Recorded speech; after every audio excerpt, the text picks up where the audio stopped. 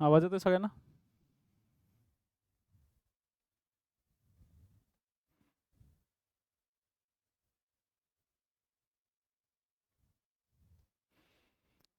चला पटापट जॉईंट व्हा.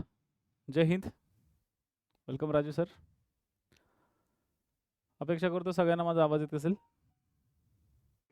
नोटिफिकेशन आला असेल, पटापट जॉईंट व्हा.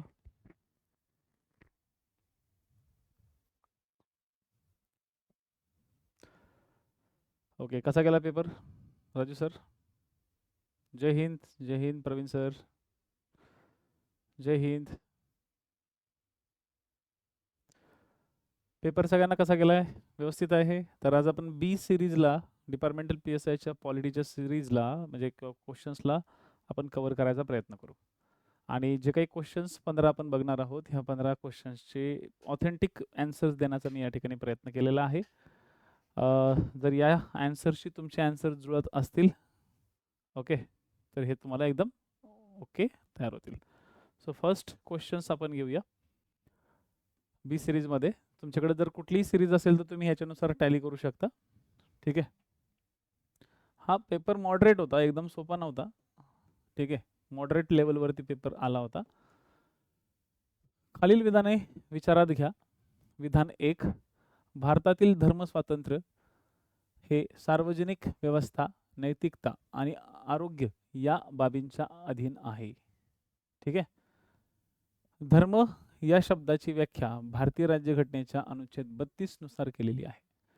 तर लक्षात घ्या, धर्मस्वातंत्र्य हे भारतीय राज्यघटनेच्या आर्टिकल 25 ते आर्टिकल 28 मध्ये देण्यात आलेले आहेत. आणि पर्टिक्युलरली आर्टिकल 25 मध्ये हिंदू धर्म आणि या हिंदू धर्म यांची संकल्पना सांगितलेली आहे.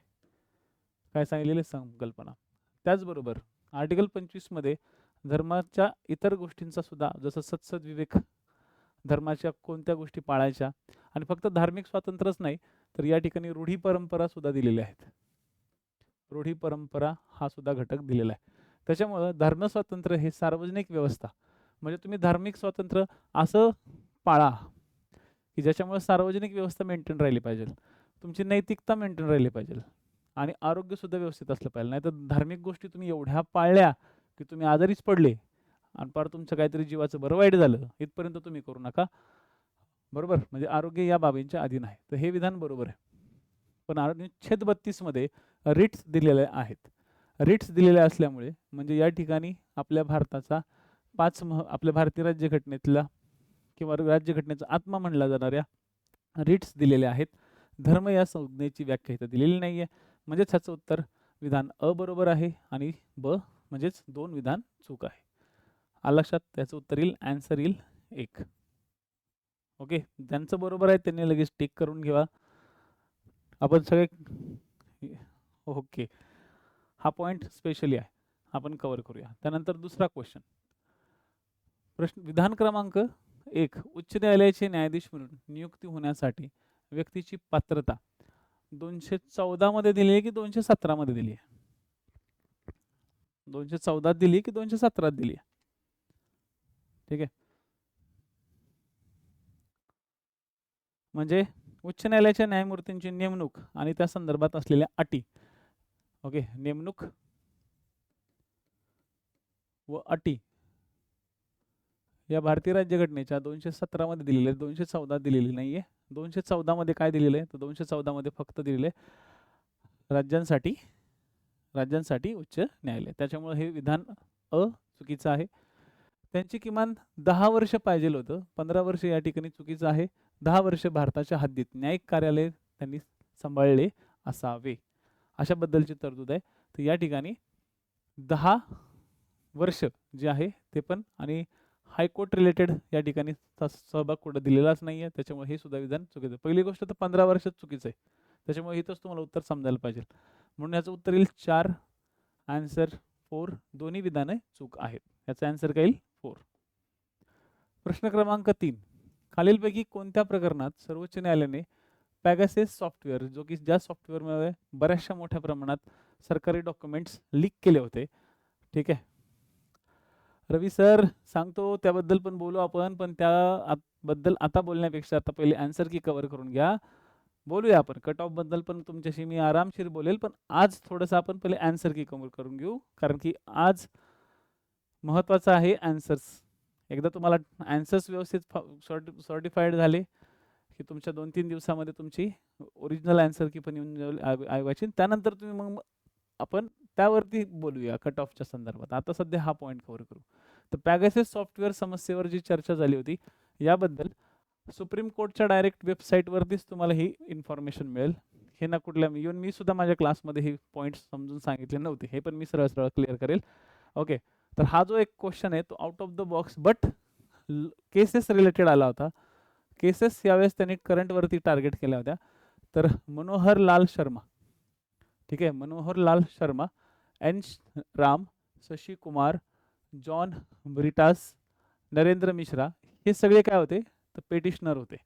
लॉयर्स कपिल सिब्बल होते, राकेश द्विवेदी होते, ठीक आहे लक्षात. आणि रिस्पॉन्डेंट होते the prime minister, union of India, आणि लॉयर्स होते तुषार मेहता. असो, तर हे लक्षात घ्या, हे जे काही लॉयर्स होते या लॉयर्सने या पॅगासस सॉफ्टवेअरच्या संदर्भात एक मुद्दा उचलला होता, त्याचे पेटिशनर होते मनोहर लाल शर्मा. तर मनोहर लाल शर्मा या ठिकाणी कुठे आहे, ठीक आहे, मनोहर लाल शर्मा या ठिकाणी आहे. त्याच्यामुळे ह्याचा आन्सर काय येईल तर याचा आन्सर येईल 3. Answer is 3. दिलंय का तुम्ही? आता काही लोकांनी तुक्का लावला असेल, बरोबर. किती लोकांचं बरोबर आलं हे 3?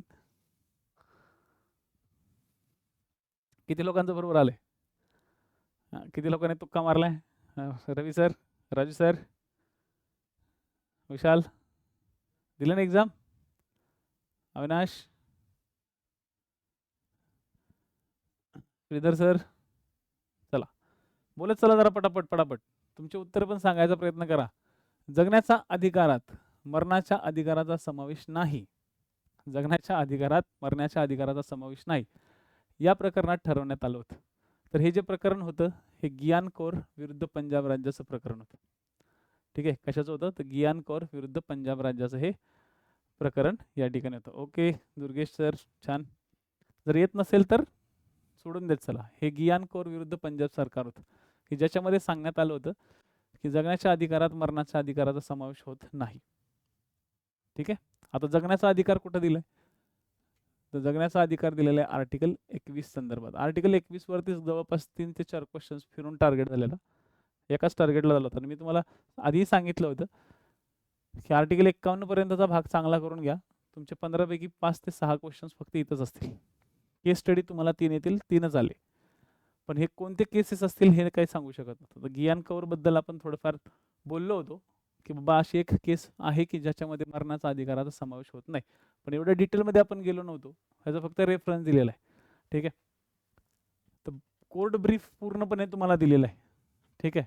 तर गियान कौर रिस्पॉन्डंट पंजाब राज, ठीक आहे. 1996ची केस होती आणि ही केस लॉ IPCच्या सेक्शन 306 ओके या रिलेटेड होती की 306 नुसार आणि आर्टिकल 21 नुसार आहे. तर राईट टू डाय, ठीक आहे, constitution does not include the right to die और right to be killed in article 21. हे सरळ सरळ त्याचं एक सेंटेन्स होतं आणि याचे 5 जज बेंच बसला होता.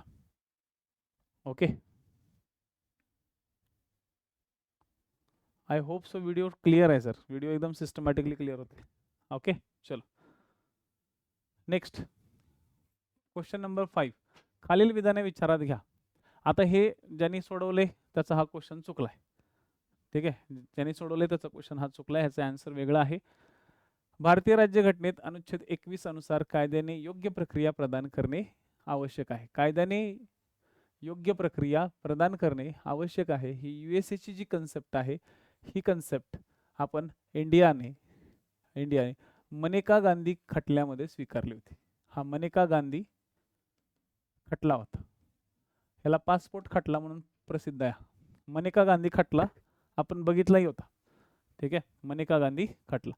आणि त्या अनुच्छेदानुसार जे काय अधिकार प्रदान केलेले आहेत इथं सरळ दिलेले आहेत.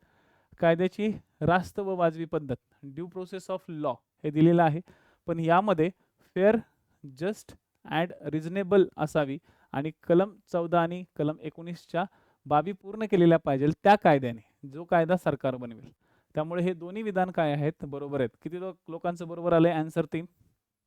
याचं काय उत्तर आहे? तर आन्सर 3. यस, लेट स्माइल, बरोबर. आन्सर काय आहे? 3 आहे. Right. So it's very important questions या रिलेटेड टार्गेट होतात. प्रश्न क्रमांक 6 एकदम चॉकलेट क्वेश्चन टार्गेट केला. भारतीय राज्यघटनेत राईट टू एज्युकेशन रिलेटेड असलेला अनुच्छेद 21 खालील कोणत्या घटना दुरुस्तीने जोडण्यात आला होता? ओके, या संदर्भात मोहिनी केस होती. याबद्दल आपण हे केस वगैरे बघितलं होतं. असं वाटत होतं की याच्यावर केस विचारली जाईल मोहिनी केस संदर्भात, पण क्वेश्चन डायरेक्ट कलमावर टार्गेट झाला. ठीक आहे, याचं काय उत्तर होतं? 86. किती लोकांचं बरोबर आले? मला सगळ्यात शेवटी सांगा की 15 पैकी किती बरोबर आलेत. आपण उद्या IPC, CRPC, एव्हिडन्स, मायनर हे सगळे हळूहळू आता पुढे बघूया. राईट, पुढे हळूहळू एक एक एक एक एक कवर आपण करून घेऊया. 1-2 दिवसात तुमची, परवा दिवशी आय थिंक तुमची आन्सर की येऊन जाईल. मंगळवारपर्यंत आन्सर की येईल. आन्सर की आल्यानंतर सर्वांनी प्रयत्न करा. ओके, 788 744 8636 वरती हा माझा टेलिग्राम चॅनल आहे किंवा टेलिग्राम नंबर आहे. टेलिग्रामवरती जे विद्यार्थी असतील त्यांनी टेलिग्राम किंवा व्हॉट्सअपवरती त्यांनी तुमचा मला प्लीज स्कोर सांगून द्याल नक्की. जर विद्यार्थ्यांचे स्कोर आले तर मी तुम्हाला कट ऑफच्या संदर्भात अंदाज सांगू शकतो, नाहीतर फक्त माझ्या बॅचच्या विद्यार्थ्यांचे कट ऑफ म्हणजे स्कोर आले आणि मी त्यांच्या बेसिसवरती कट ऑफचा अंदाज नाही लावू शकत. महाराष्ट्रातल्या तमाम विद्यार्थ्यांचा कट ऑफच्या संदर्भात जर अपेक्षा असेल तर त्यानुसार आपण एक सेट करू, म्हणजे तुम्हाला एक मेंटॅलिटी बनते की आपण पुढे तयारी केली पाहिजे की नाही केली पाहिजे. क्वेश्चन पेपर मॉडरेट होता. राईट. चलो, याचं उत्तर काय येईल? 4. आन्सर 4. प्रश्न क्रमांक 7 हा एक चॉकलेट क्वेश्चन. मूलभूत अधिकारांवरती जोड्या लावासारखे क्वेश्चन आलेत. अगेन आर्टिकल 21 टार्गेट झालं. जीवन आणि व्यक्तिगत स्वातंत्र्य, पण त्याच्यापेक्षा सगळ्यात भारी क्वेश्चन लगेच इथं कळतं. आर्टिकल 18 मध्ये काय दिलेलं आहे? लष्करी आणि शैक्षणिक वगळता पदव्या रद्द करणे. ठीक आहे, लक्षात. लष्करी आणि शैक्षणिक वगळता पदव्या रद्द करणे या संदर्भातल्या ज्या गोष्टी आहेत, लष्करी आणि शैक्षणिक हे तर दिलेले बघा. मग ए मध्ये काय? 2. ए मध्ये या पूर्ण कॉलम मध्ये फक्त 2 इथंच आहे, म्हणजे याचा आन्सर काय असणार आहे? आन्सर असणार आहे 1. सिंपल, एकदम सोपा क्वेश्चन आहे. ठीक आहे, सोपा क्वेश्चन आहे. आताच सांगितलं सर मी, तुमची पहिले आन्सर की येऊ द्या, आयोगाची आन्सर की येऊ द्या. आम्ही पण आन्सर की देणारच आहे तुम्हाला, पण आन्सर की येऊ द्या. आन्सर की आयोगाची आल्यानंतर मग तुमची मला या नंबरवरती सगळ्यांनी किती स्कोर आला ते सांगा, त्याच्यानुसार मग आपण मेरिटचं बोलू. ठीक आहे, आता लगेच मेरिटचं बोलणं हे खूप चुकीचं होऊन जाईल. ठीक आहे, कारण काही विद्यार्थ्यांचा मग हिरमोड होऊन जातो. मग उगा नाव, आमचं नाव कशाला आम्ही खराब करू, बरोबर ना? ज्यावेळेस विद्यार्थ्यांचा फीडबॅक येईल त्यावेळेस बोलणं रास्त येते. आर्टिकल 21 मध्ये काय? जीवित आणि व्यक्तिगत स्वातंत्र्याचा संरक्षण. मग सी मध्ये काय दिलेले? ठीक आहे, सॉरी, डी मध्ये काय दिलेले? तर 3. तर इथं जुळतंय बरोबर, म्हणजे याचं उत्तर काय? 1. सिंपल आहे, वेगळं काहीच नाही. इथं पण सेम तरतुदी दिलेल्या आहेत. लक्षात, इथं पण सेम तरतुदी दिलेल्या आहेत. खालीलपैकी कोणती जोडी योग्य प्रकारे जुळत नाही? इथं काय विचारले? जुळते नाही विचारले, जुळत नाही विचारले. आर्टिकल 153 भारतीय राज्यघटनेतल्या भाग 6 मध्ये 153 राज्यपालाबद्दलच्या तरतुदी आहेत. 154 राज्यपालाचे कार्यकारी अधिकार आहेत. ठीक आहे, एका राज्याला राज्यपाल असेल, बरोबर. 7th अमेंडमेंट ऍक्टद्वारे एक व्यक्ती दोन्ही राज्यांचा राज्यपाल होऊ शकतो, वगैरे वगैरे गोष्टी दिल्या आहेत. 155 मध्ये राज्यपालाची पदच्युती दिली आहे का? पहिली गोष्ट, राज्यपालाची पदच्युती होते का? नाही होत. रिमूव्हल होतच नाही ना, त्याची तरतूदच पदच्युतीची नाही. त्याच्या नेमणुकीच्या संदर्भातल्या तरतुदी असू शकतात, पण पदच्युतीच्या तरतुदी इथं दिलेत असतील का? तुम्ही विचार करा जरा ह्या गोष्टीचा, कारण की कसं असतं, ह्याच्या नेमणुकीच्या तरतुदी दिल्यात की यांची नेमणूक राष्ट्रपती करेल. ठीक आहे, पण पदच्युतीची तरतूदच घटनेत नाहीये. राज्यपालाचा कार्यकाळ हे 56 मध्ये दिलेलं आहे. मग आता इथं काही लोकांनी लय लॉजिक लावले वेगवेगळं. ओके, आणि इथं सिली मिस्टेक करून गेलेत बरं का काही काही जण. काही जणांनी ह्याचं उत्तर 2 दिले, 154 मध्ये त्यांनी वेगळंच काहीतरी विचार केला असेल. असं करू नका रे बाबांनो. ठीक आहे, चलो, याचं उत्तर काय येईल? याचं उत्तर येईल 3. हे दिलेलं नाहीये, हे चुकीचं आहे. क्वेश्चन नंबर 9, मूलभूत अधिकार हा पूर्ण अधिकार नाही. भारतीय राज्यघटनेच्या कलम 9 मध्ये अशी तरतूद आहे की जेव्हा राष्ट्रपती आर्थिक आणीबाणीची घोषणा करतील तेव्हा कलम 19 द्वारे हमी दिलेली स्वातंत्र्य आपोआप नाकारले जाईल. आता एक लक्षात घ्या, पहिली गोष्ट तर इथं राष्ट्रपती आर्थिक आणीबाणीच्या घोषणा करतील आणि भारतीय राज्यघटनेचं 409 कलम आहे का? पहिली गोष्ट तर हे लक्षात घ्या, भारतीय राज्यघटनेत 409 कलम तरी आहे का? आपली भारतीय राज्यघटना 395 कलमांची, याचं तरी भान ठेवायला पाहिजे. ठीक आहे, 395 कलमाची राज्यघटना आहे. जर राज्यघटना माहिती नसेल तर एकदा चेक करून बघाल. ठीक आहे, इथं सिली मिस्टेक. दुसरी गोष्ट इथं राष्ट्रीय आणीबाणी विचारले नाही, आर्थिक आणीबाणी विचारले. म्हणजे आयोगाने इथं फसवलंय, आयोगाने इथेही फसवलंय. 2 वेळा तुम्हाला गुगली दिली आहे. तर ऍक्च्युली इथं काय पाहिजे होतं, 358 पाहिजे होतं आणि इथं राष्ट्रीय आणीबाणी पाहिजे होतं. बरोबर, आर्थिक आणीबाणीच्या ऐवजी काय पाहिजे होतं, राष्ट्रीय आणीबाणी पाहिजे. तुम्हाला दोन्ही ठिकाणी कव्हर करायला दिलाय. आता हे ठीक आहे, हे चॉकलेट आहे, हे आपण ॲनालिसिस करतो, पण विद्यार्थ्यांचा ह्याच्यामध्ये बराच वेळ गेला. बरोबर की नाही? विद्यार्थ्यांचा पहिल्या सेंटेन्समध्ये विद्यार्थ्यांना 2 ते 3 वेळा वाचावं लागलं हे सेंटेन्स. राजू सर, बरोबर की नाही? एकदा वाचलं झालं माझं, असं होतच नाही. हे तर तुम्हाला 2 ते 3 वेळा वाचावं लागलं होतं. आणि का वाचावं लागलं होतं की मूलभूत अधिकार हा पूर्ण अधिकार नाही. हे विधान आपल्याला काय चेक करायचे, बरोबर की चूक करायचे. ओके, आता बघा, पूर्ण अधिकार हे नाहीत, हे विधान म्हणजे हे विधान दिलेलं आहे, हे बरोबर विधान आहे का? कुठं दिलेत पूर्ण अधिकार? तुम्हाला फिरण्याचा अधिकार दिलाय पण लगेच त्याच्यावर बंधनं घातल्यात. तुम्हाला समान संधीचा अधिकार दिलाय पण रिझर्वेशन ठेवले. तुम्हाला धार्मिक स्वातंत्र्याचा अधिकार दिलाय पण त्याच्यावरती परत बंधन ठेवलेत की तुम्ही तुमचा आरोग्याचा पण विचार करायचा. दिलत की नाही? तुम्हाला प्रत्येक फंडामेंटल राईट्स मध्ये काही अपवाद आहेत की नाही अपवाद? आणि अपवाद असल्यामुळे हे पूर्ण अधिकार नाही आहेत. म्हणजे हे तुम्हाला दिले आणि हे तुमचेच झाले असे नाही आहेत. हे लक्षात ठेवा, हे तुम्हाला दिले आणि तुमचेच झाले, आता राज्य काहीच करणार नाही, तसं नाही. राज्याला प्रत्येक ठिकाणी काय दिलेलं आहे, एक असा कल दिलेला आहे की फंडामेंटल राईट्स जे आहेत, ह्या फंडामेंटल राईट्सला ठीक आहे भारतीय जनतेसाठी दिलेत, परकीय नागरिकांसाठी दिलेत, काही फक्त भारतीय जनतेसाठी दिलेत, 15, 16, 19 वगैरे. पण हे सगळे जे दिलेले आहेत, हे सगळे जे दिलेले आहेत ह्याच्यामध्ये कुठं ना कुठंतरी बगल दिलेले, त्याच्यामुळे ह्याचं विधान येईल एक बरोबर, विधान अबरोबर आणि दुसरं मात्र चूक. कारण की दुसरं दूरपर्यंत चूकच आहे. समजलं का? तर हे पॉइंट्स लक्षात ठेवा. त्याच्यामुळे 395 कलमाचे आहेत, 496 मध्ये कुठे चालले तुम्ही? तर मूलभूत अधिकार हा पूर्ण अधिकार नाही, हे विधान बरोबर आहेत, हे विसरायचं नाही. ठीक आहे, हे दैवी अधिकार नाही आहेत, हे बदलता येऊ शकतात. भारतीय राज्यघटनेत मधील आर्टिकल जे फंडामेंटल राईट्स रिलेटेड आहे ते बदलता येऊ शकतात. ते दैवी नाही आहे, देवाने बनवलेलं नाही, ते माणसांनी बनवलेले आहेत आणि ते आपल्याला परिस्थितीनुसार चेंज करता येऊ शकतात, म्हणजे अमेंडमेंट करता येते.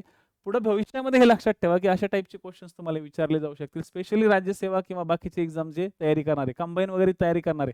आता डिपार्टमेंटच्या भरपूर साऱ्या लोकांनी डिपार्टमेंटची मेन्स दिली असेल, ठीक आहे, PSIची मेन्स. आता PSIची मेन्स दिल्यावर अनेक लोकांनी फॉर्म भरून ठेवले असतील कंबाईनला, तर तिकडे तुम्हाला ह्याचा वापर नक्की होईल. चला, तर ह्याचा आन्सर काय येईल? 1. राज्यघटनेच्या कोणत्या कलमानुसार समान न्याय आणि मोफत कायदेशीर मदतीची तरतूद केलेली आहे?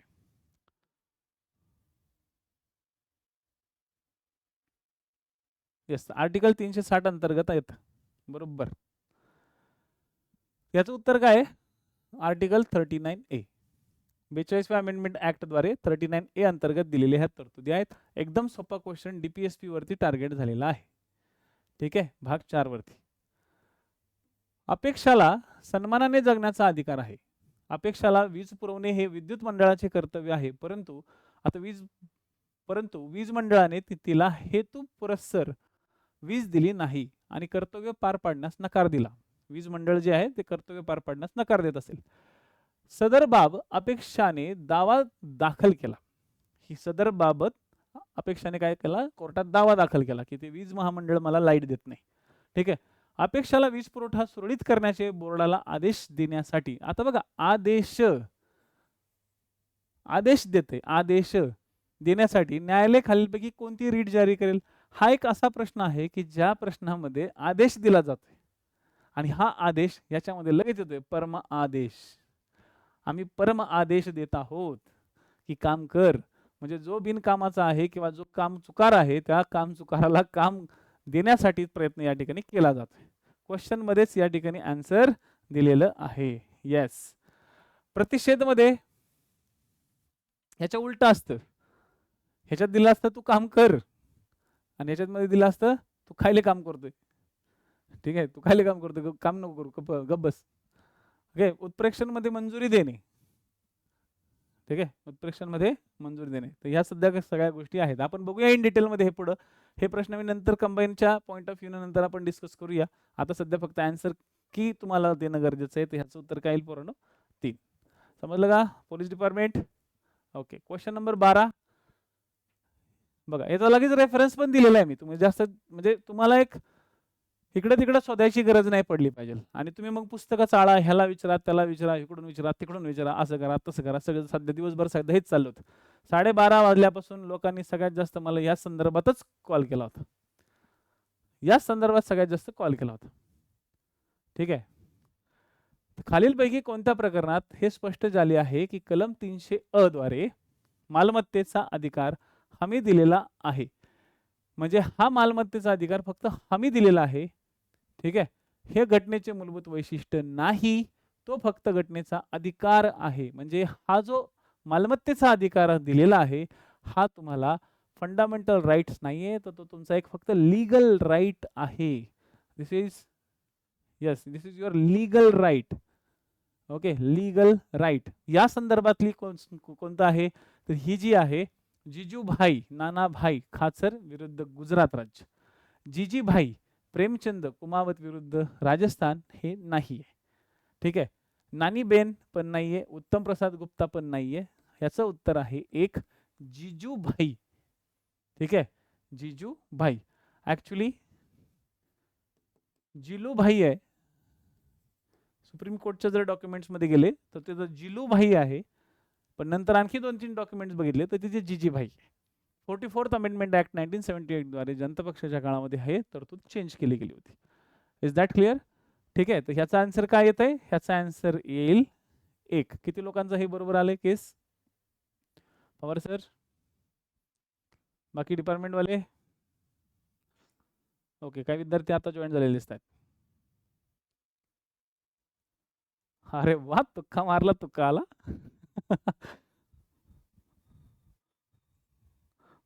होतं चांगले, बढिया. जनरली एक लक्षात ठेवा, लॉजिकली एक सेटअप असा केला जातो. प्रॉपर्टी रिलेटेड एक तर 2च, जर प्रॉपर्टी रिलेटेड जर मालमत्ते संदर्भात त्या काळात जर केसेस झाल्यात तर तुम्ही सुप्रीम कोर्टचा जर डाटा बघितला तर तिथं गुजराती लोकांचा जास्त समावेश आहे. ठीक आहे. आणि याच्यामध्ये स्पेसिफिक दिलेला आहे. ठीक आहे. 1994ची ही केस होती. चलो, लक्षात. इथं भाग 12 मध्ये हा इन्क्लूड केलेला आहे. चला, बाकी कंबाईनवाल्याने हे लक्षात ठेवा. आन्सर काय आलं? भारतीय राज्यघटनेच्या अनुच्छेद 243 अंतर्गत म्हणजे भारतीय राज्यघटनेचा भाग 9 यामध्ये पंचायत राज दिलेला आहे. कार्यकाळा इत्याबाबत तरतुदी दिलेली आहे. चला, हे विधान बरोबर आहे. प्रत्येक पंचायतीचा कार्यकाळ जोपर्यंत कायद्याअंतर्गत प्रभावाने विसर्जित होत नाही तोपर्यंत तिच्या पहिल्या बैठकीसाठी नियुक्त केलेल्या तारखेपासून पुढील 5 वर्षापेक्षा जास्त राहणार नाही असं पाहिजे होतं. इथं काय आहे? 6. आपल्याकडे 6 वर्ष आहे का रे बाबांनो? नाही. हा पॉईंट लक्षात आला होता का? Yes, very good. जर आला असेल आणि तुम्हाला जर उत्तर वाटत असेल की नाही तर बी कन्फर्म आहे. सेकंड विधान हे चुकीचं आहे, फर्स्ट विधान हे बरोबर आहे. तर ह्याचं उत्तर आहे 1 आणि ह्याचं उत्तर आहेच 1. Answer 1 is right. आला बरोबर? Let's smile. Okay, then let's smile. चलो, नेक्स्ट पुढचा क्वेश्चन नंबर 14. खालीलपैकी कोणता एक पर्याय योग्य क्रमानुसार आहे? हा एमपीएससीचा आतापर्यंत रिपीट झालेला 3rd क्वेश्चन आहे. राज्यसेवेला झालंय, कंबाईनला झालंय आणि आता तुमच्या डिपार्टमेंटच्याही नशिबी तो आलाय. ठीक आहे. हा 3rd टाइम रिपीट झालेला क्वेश्चन आहे. यस, पुरा पीवायक्यूच्या आधारावर आलेला आहे. सार्वभौम, समाजवादी, धर्मनिरपेक्ष, लोकशाही, गणराज्य. याचा आन्सर काय येईल? 3. समाजवादी, धर्मनिरपेक्ष हे 42nd अमेंडमेंट ऍक्ट द्वारे ऍड करण्यात आले. ठीक आहे. तर गणराज्याच्या ऐवजी प्रजासत्ताक सुद्धा असू शकतं. जर गणराज्य नसेल तर त्याच्याऐवजी प्रजासत्ताक सुद्धा येऊ शकतं. प्रजासत्ताक आणि गणराज्य याचा अर्थ एकच आहे. एक आयोगाने PYQ विचारला होता, पण त्या PYQ ला चॅलेंज दिलं पण होतं, पण आयोगाने तो मान्य नव्हता केला. पण आता इथं मात्र हेच कन्फर्म आहे आणि ह्याच्यासाठी तुम्हाला सरनामा बघावा लागेल. म्हणजे तुम्हाला सरनामा सुद्धा टार्गेट दिलेला आहे. ज्यांनी ज्यांनी कॉन्स्टिट्यूशनच्या बॅच केलेल्या आहेत त्यांचा score more than 11 more than 12 आहे. फक्त केसेसच्या बाबतीत ज्यांनी तुक्के मारलेत, लागले, परफेक्ट आले. ठीक आहे. थोड्याशा केसेस वायबल झालेल्या आहेत आणि मी तुम्हाला आधीच सांगितलं होतं की केसेस तुम्ही कितीही करा, आयोग तुम्हाला अशा केसेस विचारेल की जे आपल्या अपेक्षेपेक्षाही बाहेर असतात. आता काही विद्यार्थी MPAच्या नोट्स घेऊन बसले होते, पण MPAच्या नोट्सच्या केसेस आणि ह्या नोट केसेसमध्ये आणखी खूप मोठ्या प्रमाणात फरक आहे. ठीक आहे. असो, त्यानंतरचा क्वेश्चन 15वा, विवक्षित प्रकरणी क्षमा इत्यादी करण्याची आणि शिक्षादेश निलंबित करण्याची, त्यात सूट देण्याची किंवा ते सौम्य करण्याचा राष्ट्रपतीची ओके शक्ती भारतीय संविधानाच्या आर्टिकल 72 मध्ये आहे. किती मध्ये आहे? आर्टिकल 72 मध्ये. इथे किती दिलेले आहे? तर या ठिकाणी आर्टिकल 72 दूर दूर पर्यंत दिलेला नाही, असं शोधावं लागते. कुठं दिलं रे बाबा? 69 मध्ये तर वेगळ्याच तरतुदी आहेत. बरोबर. मग ह्याचं उत्तर काय येईल? तर ह्याचं उत्तर येईल वरीलपैकी कोणीही नाही. म्हणजे ह्याचा आन्सर येईल 4. तर मी ॲज अ KG प्लॅटफॉर्मवरती ओके तुम्हाला याचे मी 15 प्रश्नचे आन्सर्स दिलेले आहेत. याच्यामध्ये पुढे मागे एखादा दुसरा आयोग सेटअप करू शकतो, पण मला 100% गॅरंटी आहे. मी तुम्हाला केसेस बाबतीत डायरेक्ट रेफरन्स दिलेले आहे. डायरेक्ट सुप्रीम कोर्टच्या वेबसाईटचा रेफरन्स दिलेला आहे. त्या रेफरन्सच्या आधारावरती मला तर नाही वाटत की मी जे काही क्वेश्चन्स तुम्हाला या ठिकाणी सेट करून दिलेत किंवा त्याचे आन्सर दिलेत त्याच्यामध्ये काही फरक होईल. हे ॲज इट इज 15 क्वेश्चन्स तुम्हाला राहतील. आपण उद्या परवा साधारणतः 31 तारखेपर्यंत आपण या किंवा आन्सर की येण्याच्या आधी आपण काही क्वेश्चन्स आन्सरचा जर तुम्हाला काही डाऊट वाटत असेल तर त्याच्यानुसार आपण चर्चा करूया. या संदर्भात मी तुम्हाला पॉईंट देईल. पण जाता जाता एक महत्त्वाची सूचना नक्की देऊन देईल की तुमच्यापैकी बरेचसे विद्यार्थी हे पूर्वपरीक्षेला राहिले होते आणि पूर्वपरीक्षेच्या राहिलेल्या विद्यार्थ्यांनी कंबाईनच्या वगैरे एक्झाम्सचा फॉर्म भरलेला होता. तर कंबाईनच्या एक्झाम्सचा तयारी तुम्ही तर करत असालच तुमच्या पद्धतीने, परंतु काही विद्यार्थ्यांना असं वाटतं की आपण डिपार्टमेंटल PSIची तयारी केली पाहिजे. डिपार्टमेंटल PSIची तयारी यासाठी केली पाहिजे कारण की ही परीक्षा कॅन्सल तर होणार नाही आहे. सध्या तरी अजून तसे काही ढग दाटले नाही आहेत आणि जरी ढग दाटले तरी आम्ही आहोत, टेन्शन घेऊ नका. कारण की ही आयोगाच्या दृष्टिकोनातून आणि तुमच्या दृष्टिकोनातून सगळ्यात महत्त्वाची एक्झाम आहे. या एक्झाम्समध्ये ज्याचं म्हणजे ज्याची क्वालिटी आहे तो खरंच फौजदार होतो.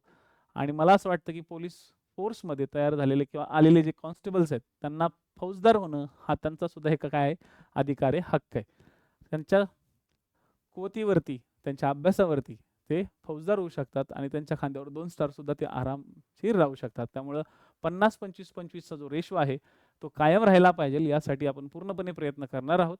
म्हणजे ही एक्झाम राहील आणि बरेचदा असंही बोललं जातं की फेब्रुवारी-मार्चच्या काळामध्ये टेंटेटिव्ह शेड्यूल जो येईल त्याच्यामध्ये तुमच्या एक्झाम्सबद्दल बोललं जाईल. तर असो, त्या संदर्भातच एक साधारणतः डिपार्टमेंट PSIची सामान्य अध्ययनाची परत एकदा आपण बॅच मागच्या वेळेस आपण छान बॅच एक कव्हर केली होती, तर तशी एक सेम बॅच आपण फेब्रुवारीपासून लॉन्च करतोय. कारण की बरेचसे विद्यार्थी सध्या कंबाईनच्या एक्झाममध्ये बिझी आहेत. इव्हन माझे सुद्धा त्याच्यामध्ये ओके काय आहेत सध्या लेक्चर्स चालू आहेत. त्यामुळे फेब्रुवारीच्या 3 किंवा 4 तारखेपासून आपण डिपार्टमेंटल PSI 2025च्या संदर्भातली बॅच लॉन्च करणार आहोत. तर stay tune with this channel आणि अपेक्षा करतो की या चॅनलच्या माध्यमातून तुम्हाला तुमच्या ज्ञानामध्ये नक्कीच भर मिळेल. चला, थँक्यू. परत भेटूया. जय हिंद, जय महाराष्ट्र.